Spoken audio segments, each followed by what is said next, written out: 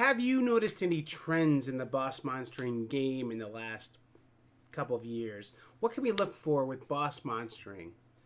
It's a growing field, a lot of changes. What do you feel the big changes are? Yeah.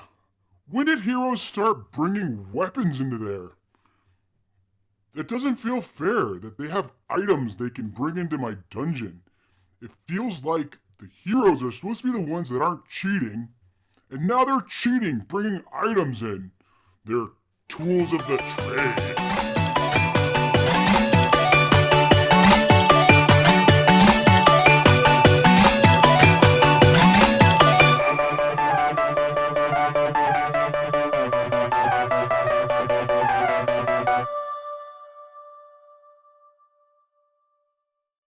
Hey everybody, it's Joel with the Board Game Mechanics. Today I am taking a look at two little expansions for Boss Monster. Love these little expansions, the packaging and everything on them. And we're basically just going to unpack them a little bit and then just kind of talk about how they impact the game. Right off the bat, these little cartridge boxes, they remind me, oh, my hand's doing crazy stuff with that chroma key, isn't it? Oh man, my arm is disappearing. What is happening to me? Anyway, this little packaging here, the Boss Monster, it reminds me so much of a Game Boy game back in the day. So I know they did that on purpose, and a little tip of the cap to you. Good job on that. So let's first look at Tools of the Hero kind. This one is the smaller of the two expansions, and it's going to have a stack of about like that many cards come in there. And in that, we're going to have about just a handful of like room cards and a handful of like not even a handful, but just a couple little spell cards. And those are basically there because those cards make you interact with the items, which are the key thing in this set a little more. So let's just talk a little more about items. Let's get right to it. The items are a separate deck that's going to go in there. It's a 6th deck that's going to be available in this game. And they're going to have little cards in there that attach to heroes. So we're going to know what kind of item it is based on the icon at the top there. This is a thief item. And so a thief would get this cheat code, which I absolutely love they put this in the game. It's an awesome reference. If you don't know what the Konami code is or the Contra code is, it's a big homage to that. Up, up, down, down, left, right, left, right. The only way I could ever beat Contra. So, and then at the very bottom there, I love this. This is going to be like an Easter egg for guys like me. If you've played Contra, you know the little like C with the wings on it. That's how you get your power-ups and your weapons. So little nods to nerds like me. I love it. It's finally like something was made for me, you know? So the cheat code, very cool item. And it's going to have some text on there. It's going to have 2 text boxes. One is the one that you're going to get as a benefit for you if you defeat the hero that had that attached to him. The other one's going to be the way how it impacts that hero and makes it more difficult to defeat them. So another one that's awesome here. This is like my late teen years. Final Fantasy VII came out. Played the crud out of this game. And the big sword always just made me laugh. Like, how are you gonna swing that thing around? Like, I don't know. So the big sword, the oversized sword, is just called oversized sword, and I love that they include it. It's 5 hit points of like health, and then you can tag it onto somebody else after you defeat them. Real simple, real straightforward, but just a fun little bit of art, a fun little bit of stuff there. So items attach. They give heroes benefits as they go through your dungeon. This doesn't make any sense to you if you don't know Boss Monster. If it doesn't make any sense to you, maybe skip this video for now and go back and watch one of my other Boss Monster videos. If you understand Boss Monster, you understand that that's pretty cool, that we're adding these things to the heroes, making it more difficult to get them, but then also giving us as a Boss Monster a little more of a benefit.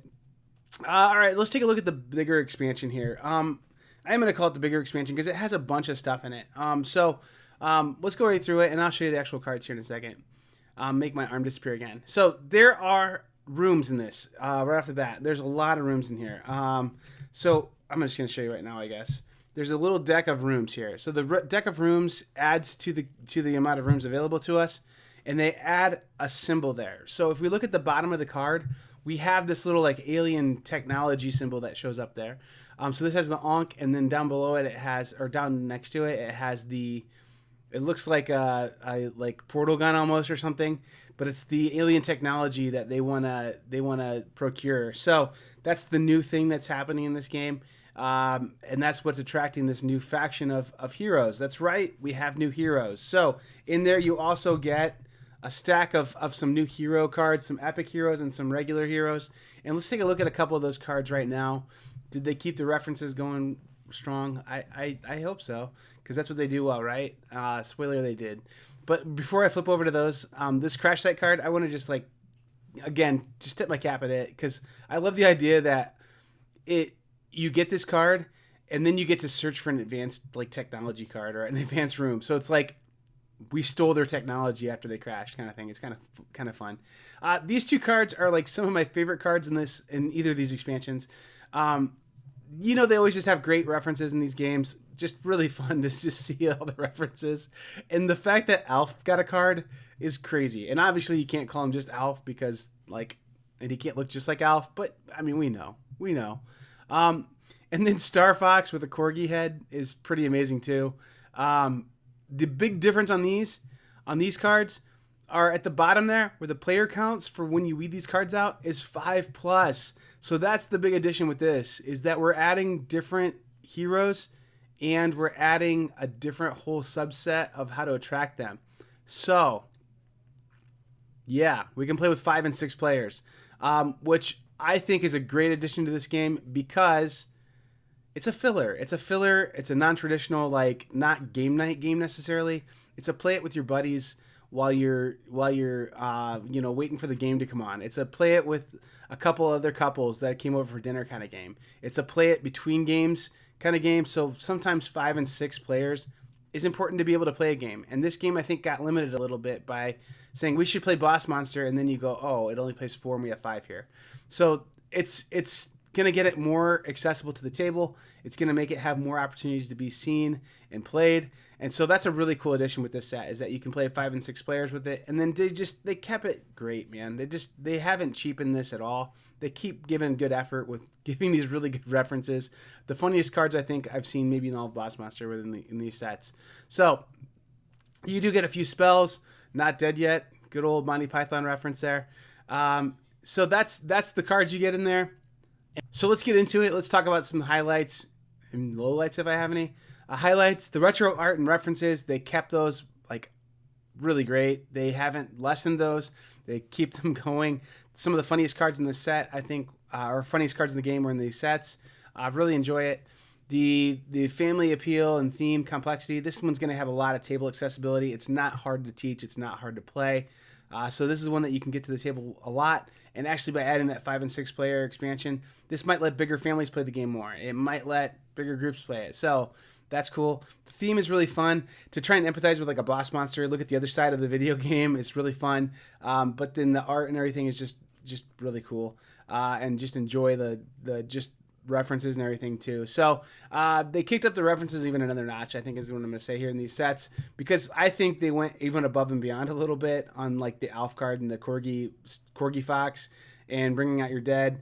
And I mean, just all the things that are in this. And I'm sure that the brothers O'Neill, they probably have little like inside jokes on these cards too, even that I don't get, but the ones I do get, I really enjoy. So pretty great. So here's what I think about it. The accessibility of this game with these expansions is still going to be a most everybody can play it. It might be slightly less because it does add a little tiny bit of complexity, but it bumps it back up again because you can play with 5 and 6 players now. So the amount of times this is going to hit the table is going to stay about the same as it is with regular Boss Monster, maybe even a little better. The theme, I don't think anyone's going to object to this theme. Whenever you say no one will, then there's always an exception. So there is an exception, but I can't think of anybody who wouldn't play this game.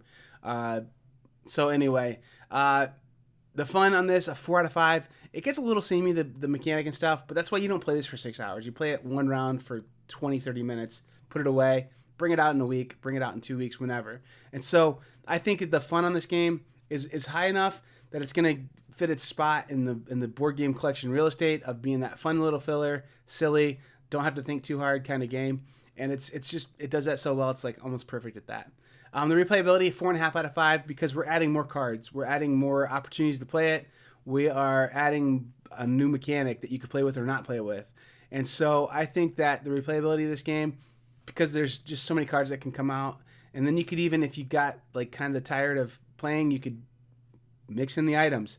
You could switch in the base Boss Monster game. with the coin mechanism and Rise of the Mini Bosses, you know? So there's a lot of replayability in the whole Boss Monster set now. The design and the art, 4.5 out of 5, not quite perfect because some of the text and stuff is really hard to read on the table, and I don't know how to fix that. But I don't know. Maybe using symbols instead of text. But then people would complain probably that, hey, it's like Race for the Galaxy. I've got to decode the cards before I can play them. So I think they did as best they could. And then that retro art, just an opinion, like subjectively, it's really cool. But it's been everywhere. And so I don't know. I don't think it's innovative necessarily at this point. But they aren't trying to be innovative with it. It's their brand, you know. And they were innovative with it when they started it. So being loyal to that is cool. So I'm giving it a 4.5 out of 5, which is really high praise. So I have these ratings set up as paired with Rise of the Mini Bosses, which is my go-to base set to play. It's the one that I enjoy the most. Those mini bosses being like almost like planeswalkers where they like level up. It's just a really cool thing in the game. So I do enjoy it. I think it's great. And I would say if you're a big fan of Boss Monster and you want to keep the game fresh or you just want more stuff, these are both pretty reasonably priced, and they both are pretty good little packages of expansions. With Crash Landing and Tools of the Hero Kind, both getting approval from me. So, thanks for watching. I've been Joel, and keep gaming.